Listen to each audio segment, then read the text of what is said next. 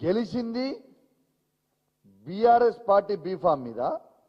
ఏ పార్టీలకు ఇచ్చి గెలిచినావు నువ్వు అంటే నేను ఇప్పుడు బాజాబ్తో కాంగ్రెస్ పార్టీ అంటాను. నేను స్పీకర్ గారికి కోరుతా ఉన్నాను, ఇంకా సిగ్గు లేకుండా పోయి నన్ను డిస్క్వాలిఫై చేయాలని పోయి కంప్లైంట్ ఇచ్చిందంట. నన్ను డిస్క్వాలిఫై చేయడానికి ఇదేమి నామినేటెడ్ పోస్టు ఇచ్చింది కాదు.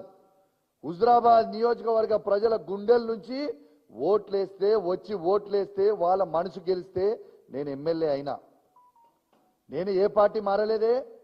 బాజాబ్తు కేసీఆర్ గారి బొమ్మ మీద గెలిచిన, బాజాబ్తు కేసీఆర్ గారితో అండగా నిల్చున్నా, బాజాబ్తు ప్రజల పక్షాన నిలబడి కొట్లాడుతా ఉన్నాను. ఇలా జగిత్యాల సంజయ్ లాగా బ్రోకర్ గాన్ లాగా పైసలకి నేను అమ్ముడు పోలే. పైసలకి అమ్ముడు పోయినోడివి నువ్వు. ఇలా పైసలకి అమ్ముడు పోయినోడు మారిన 10 మంది బీఆర్ఎస్ పార్టీ ఎమ్మెల్యేలు గెలిచి మారి కాంగ్రెస్ పార్టీలో చేరినోడు పైసలకు అమ్ముడు పోయిన వాళ్ళు, మేం కాదు కదా.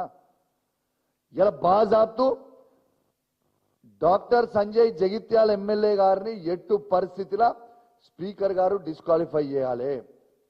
స్వయంగా అఫీషియల్ రివ్యూ మీటింగ్ లో మీ ముగ్గురు మంత్రుల సమక్షంలో ఉత్తమ్ కుమార్ రెడ్డి గారు, శ్రీధర్ బాబు గారు, పొన్నం ప్రభాకర్ గారు, ఇతర కాంగ్రెస్ పార్టీ శాసనసభ్యులు ఉండగా బీఆర్ఎస్ పార్టీ శాసనసభ్యులు మొత్తము ఉమ్మడి కరీంనగర్ జిల్లాలో ఉన్న అధికారులు, ఎలక్ట్రానిక్ మీడియా, ప్రింట్ మీడియా సాక్షిగా నేను కాంగ్రెస్ పార్టీలో ఉన్నా అని చెప్పినాక మీరు ఎందుకు డిస్క్వాలిఫై చెయ్యరు అని నేను అడుగుతా ఉన్నాను.